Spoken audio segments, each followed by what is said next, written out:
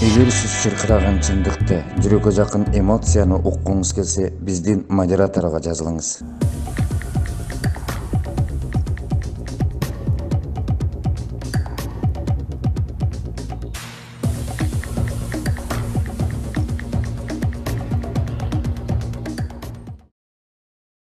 Саламатсыздар, урматтуу көрөрмандар, сиздер менен Диван аттуу автордук көрсөтүүсү. Ал эми бүгүнкү биздин диванда Орозмат Абдыкалыков агайыбыз отурмакчы, мамлекеттик жана коомдук ишмер, Кыргыз Республикасынын мамлекеттик кызматын эмгек сиңирген ишмери. Саламатсызбы? Саламатсыздарбы. Эми агай, бүгүнкү сөз мынакей, сиздер баштаганда ошол мамлекеттик ишти комсомолдук баштачу келсек да, комсомол. Бул комсомолдук уюм кандай уюм эле негизи? Эмнеге даярдачу эле? Комсомолдук уюм бул жаштардын арасында ишти жүргүзүү. 14 жаштан 28 жашка чейинки жаштардын арасында иш жүргүзүү. Тарбиялык иштер, идеологиялык иштер, ошо бүт жаштар менен иш алып баруучу уюм ушу комсомолдук уюм болчу да. Кийин ар бир окуу жайында, мектепте, окуу жайында, ар бир эмгек коллективдерде, бардык ишканаларда комсомолдук уюм болчу да. Ошол жерде комсомолдун секретары болчу, бюросу болчу, же комитети болчу. Кайсы жерлерде иштедиңиз комсомолдо? Ошолор иш жүргүзчү да. Мен эми комсомолго иштейм деген ой жок болчу. Өзүм Фрунзе политехнический институтун бүтүп, жаңыдан курулушу бүтүп аткан Майлесуудагы электролампа заводуна бөлүнүп барып, ошол жерде инженер болуп иштейин деп эле жүргөм. Баягы жергиликтүү кадрларды ушу коомдук ишке да тарткыла деген бир партиянын немеси болсо керек, указаниясы болсо керек. Анан кийин мени өзүм иштеген ремонттук механикалык секке комсомолдук уюмдун секретарынын орун басары кылып шайлап коюшту. Барган жылы эле 2 айдан кийин. Бир 80ден ашык комсомолдун мүчөлөрү бар экен. Анан кийин жакшы шарт түзүп беришти. Бир күн сен только ушу комсомолдук жумушту аткарасың деп бир күн бош күн беришти. Анан кийин эми жаш экенбиз, алар ушундай шарт түзүп атса иштейли. Анан ишти аракет кылып комсомолдук жумушта жакшы деңгээлге жеткирип койдук. Андан кийин тепкич болуп кетти.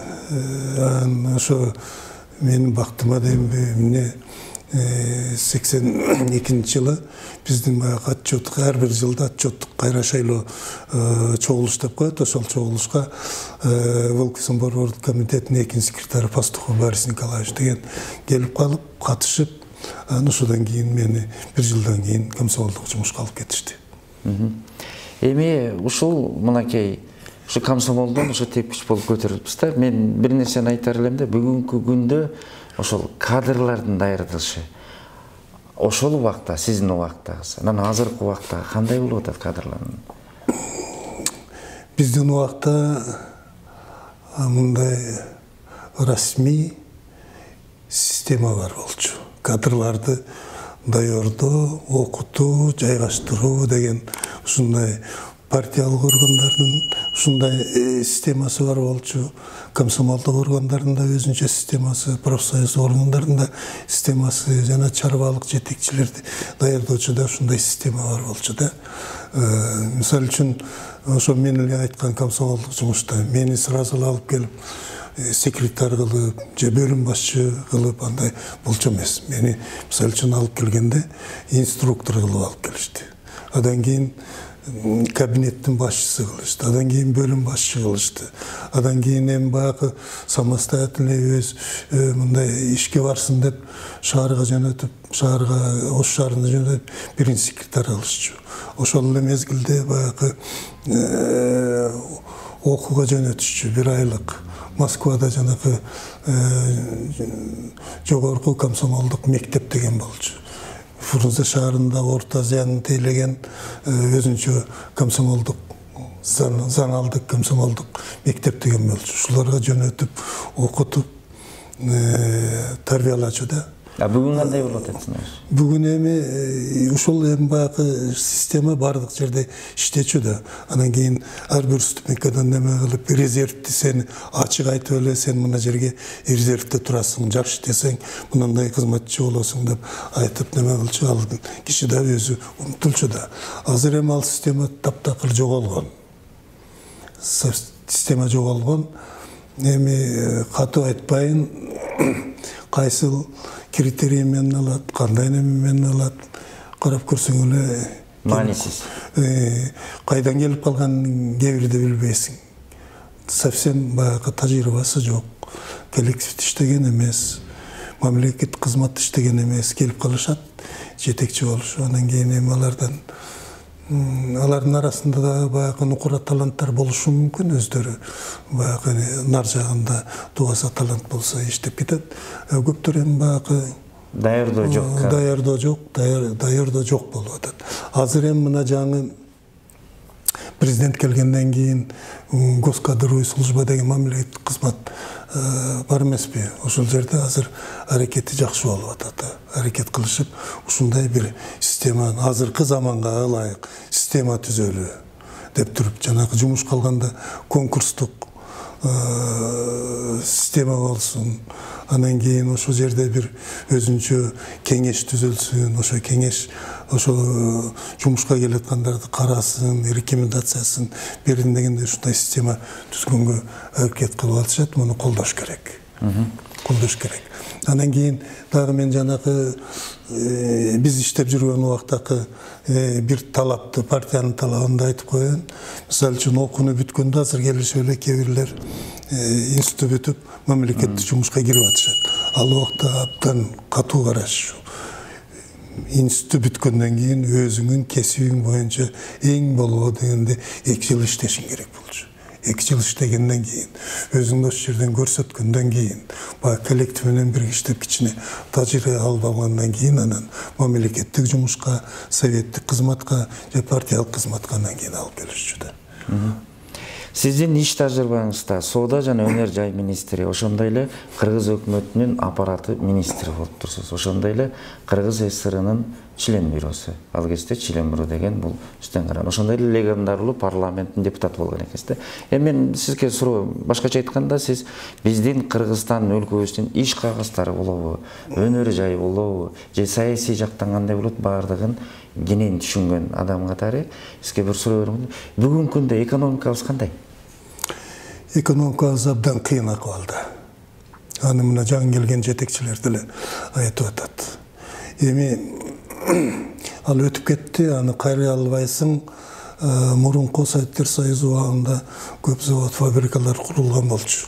Ошолорду баардыгын эле сатып, жоготуп, жок кылып, алардын ордуна жанагы соода борборлору деп атат, ошолорду кургандан көрө ошолорду чоң заводдорду иштеп алмакпыз. Кичинекей ишканаларды ошолордун составында ошолордун иштетсек болот эле. Бирок ал убакыт эми өтүп кетти. Мисалы үчүн КДР менен ФРГ бирге кошулганда ошолор ачык эле неме кылышпадыбы? 1 сомго 1 маркага КДРдеги заводдорду сатып шарт коюп беришти. Мынанча рабочий место болуш керек, иш орун болуш керек, мына продукцияны өндүрүшүң керек, мына көлөмдө өндүрүшүң керек, мына убакыттын ичинде деп. Ушуну аткарсаң алган, мына биз пикир берип атабыз. Символический 1 маркага. Аны аткарбасаң жакын жолобо дегенде. Бизде андай болгон жок да, бүт эле биз системасы жок эле бардыгын талап кетишти, жок кылышты. Жоопкерчилик жок. Жоопкерчиликти алган жок. Жоопкерчилик эч ким алган жок. Анан бардыгы эле кызыгып калышкан окшойт, ошо даяр оокатты талашып, бөлүшүп алып кетишти да. Эми ал жерде айта берсе көп мындай адамдын акылын жетпей турган иштерди жасалган. Эми токтолбой эле коелу. Бирок азыркы мезгилдеги биздин өнөр жайыбыз абдан кыйын акыбалда. Кээ бир баягы ишмерлер, кээ бир инвесторлор эми мамлекет кура албайт, аны көрүп атабыз да. Келип өздөрү куруп атышат. Ошого да баягы толук биз шартты куруп бере албай атабыз да. Ошолорго азыр жаңы указ чыкты окшойт, ишмерлерге мындай не дейт, указдын темасы мен азыр да кайта албайм. Ошолорго мындай ыңгайлуу шарт түзүү боюнча указ чыкты. Ошону эми так аткарыш керек да, ошолорго шарт түзүп беришибиз керек да. Ошондо анан кийин өнөр жайыбыз алдыга жылышы мүмкүн. Жылса болот. Бирок дагы бир бул жерде чоң тоскоолдук турат.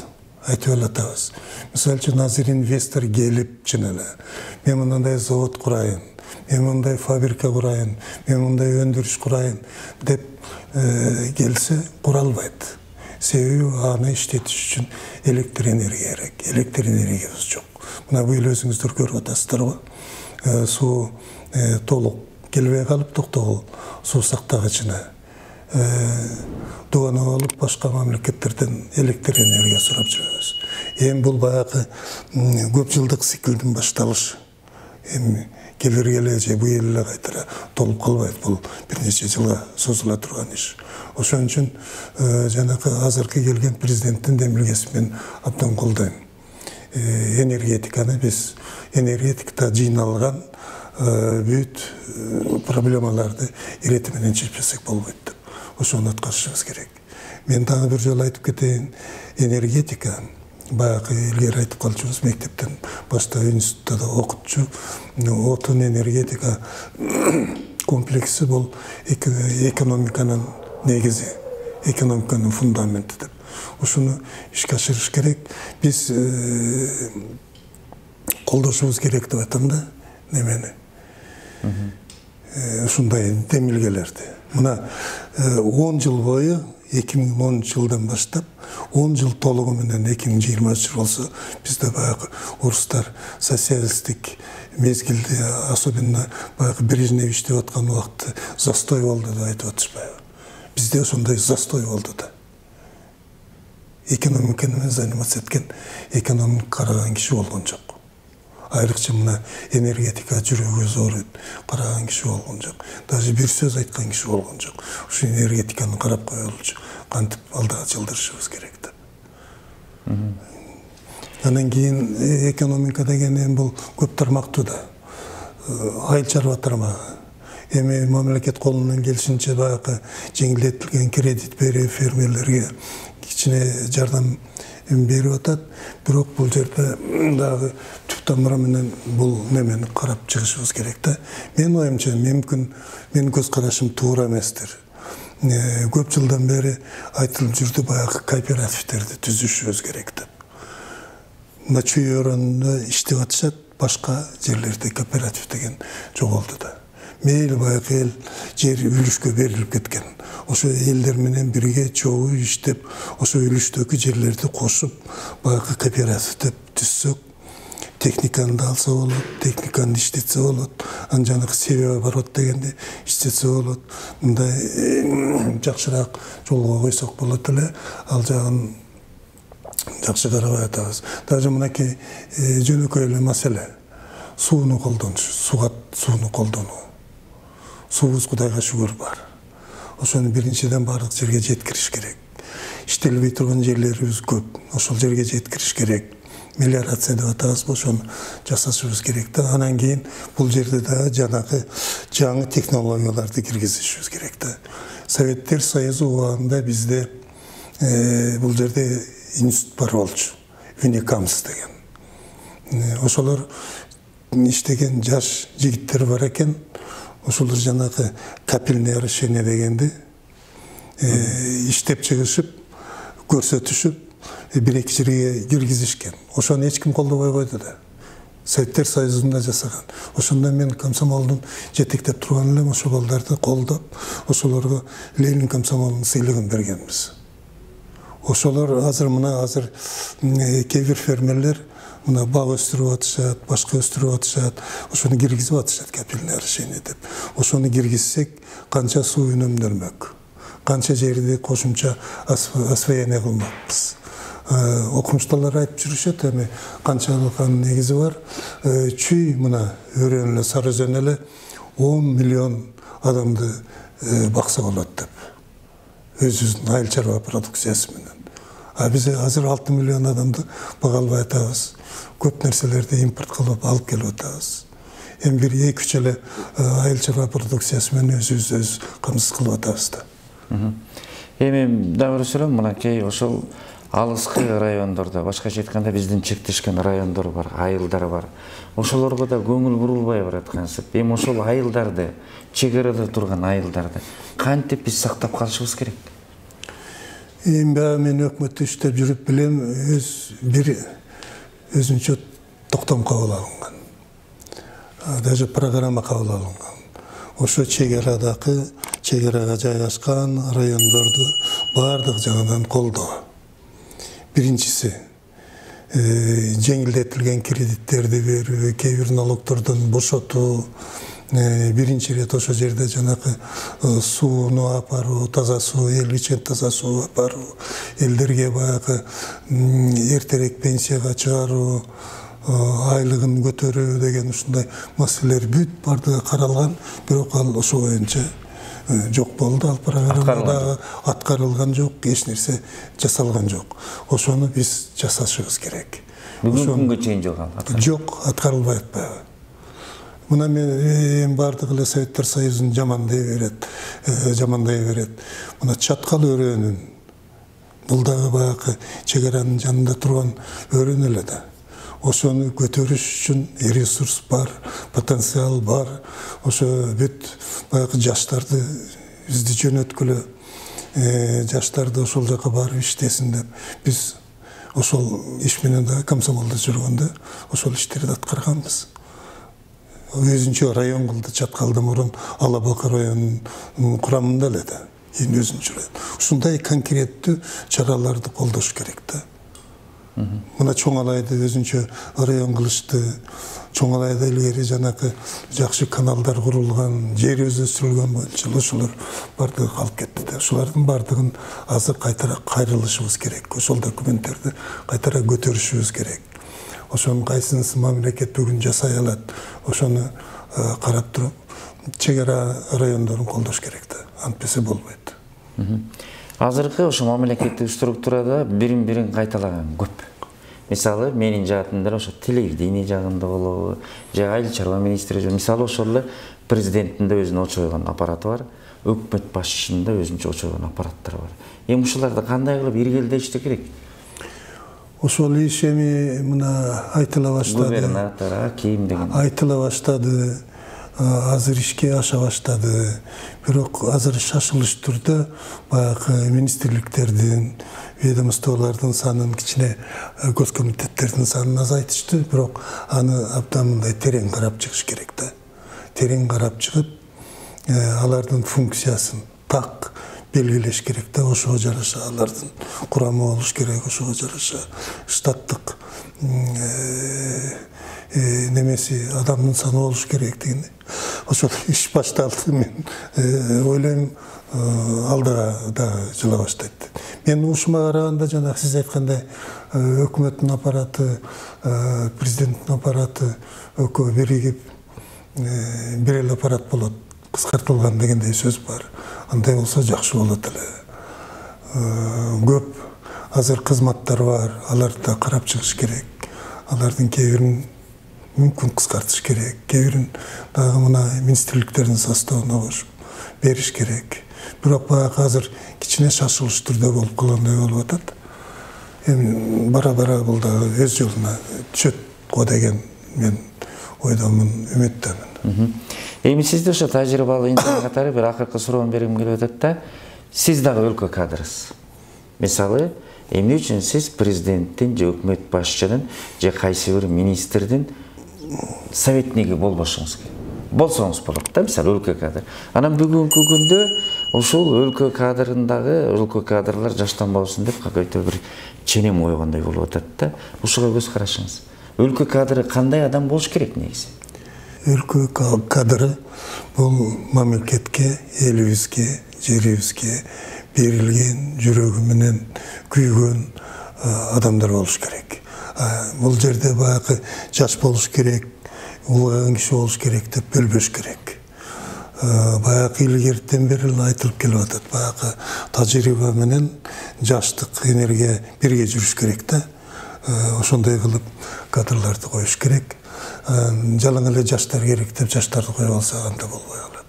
Тажрыйба аны үйрөтүп турган, жанында боло турган тажрыйбасы бар кишилер болуш керек. Ошон үчүн оптималдуу ушул бир немесин табыш керек да, курамын табыш керек кадрларды тандоодо. Анан кийин мен жөнүндө айтып атасыз, биз жашыбыз өтүп калды. Biz sırtta turup ele kolumuzdan gelişince kengешибизди айтып турганга даярбыз. Эгер ошол кеңешти уга турган болушса. Мына өткөн убакта сиз билесиз, мурунку иштеп кеткен премьерлерди чогултуп атышты, спикерлерди чогултуп атышты, министрлерди чогултуп атышты, кеңешин уккан киши болуп атышты. Бирок кеңеш ошолор айткан кеңешти колдонушкан жок да. Аны колдонуш керек. Ошого даяр болуш керек асынчы жетекчилер. Милдеттүү түрдө эле ошонун жанына барып, штатка кирип кеңешчи болуш керек эмес. Ошондой кеңештер мүмкүн мурунку иштеп кеткен өлкө жетекчилеринин бир кеңеши болушу мүмкүн. Ошолор өзүнчө чогулуп, болгон ойлорун айтып кеңешин берип туруш керек. Же башка кишилерде азыр өзүңүздөр билип атасыздар, интернет аркылуу башка маалымат каражаттары аркылуу жетекчилер өздөрүнүн кеңешин жеткирсе болот да. Бул эң негизгиси ошо азыркы жетекчилер ошо кеңешти уга турган болуп, ошо кеңештен жыйынтык чыгара турган болуш керек да. Эң проблема ушунда болуп атат. Кеңешип, анан ошо кеңеш аркылуу программа түзсө да болот да. Программа түзүп. Энергетика жөнүндө да бир жолу айтып коеюн дедим да. Мен кабарым бар. Эми баягы Камбар ата кеси, Камбар ата биринчи, Камбар ата экинчи жана чоң кестерди биз мамлекеттин күчү менен курсак болот да. Ушуну ишке ашырышыбыз керек. Мисалы үчүн, бул жакта туруп өзүмчө кичине жүрөгүм ооруп кетет. Тажикстан деле бизден өтө эле өнүгүп кеткен, мисалы үчүн мамлекет эмес эле да. Буларда акыбал бизден оор болчу.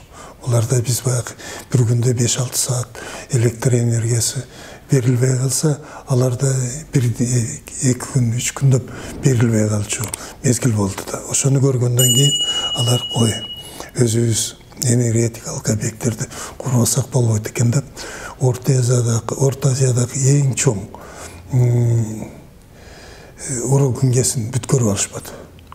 Мамлекет өзүнүн акчасын жумшады, кредит алды, элге кайрылды, эл колдоду. Мисалы үчүн, ошо аялдары, эркектери жанагы баалуу буюмдарын не деп коет жанагы зергерлерин бүт бардыгын беришип куруп алышты. Мына азыр эми биз аларга барып электр энергия сурашыбыз керек.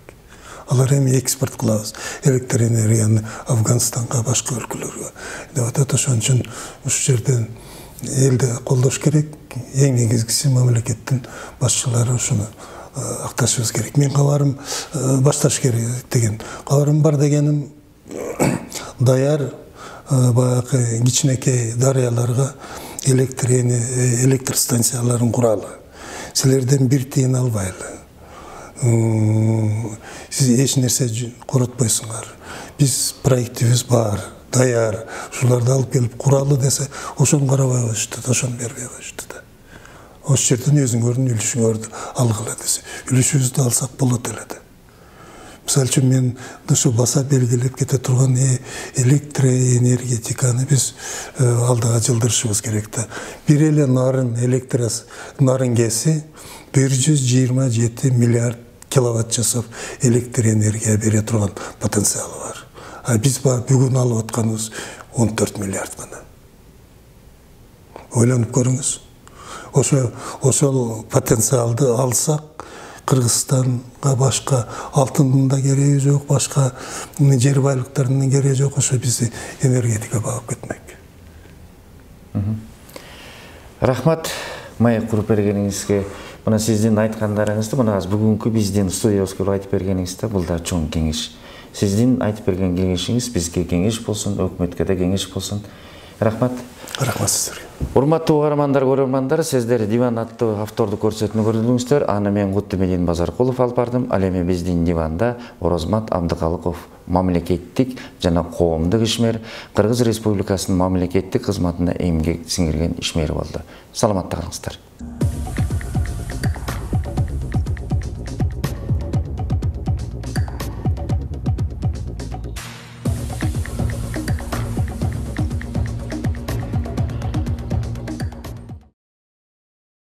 Эгер сиз чыркыраган чындыкты, жүрөккө жакын эмоцияны уккуңуз келсе, биздин модераторго жазылыңыз.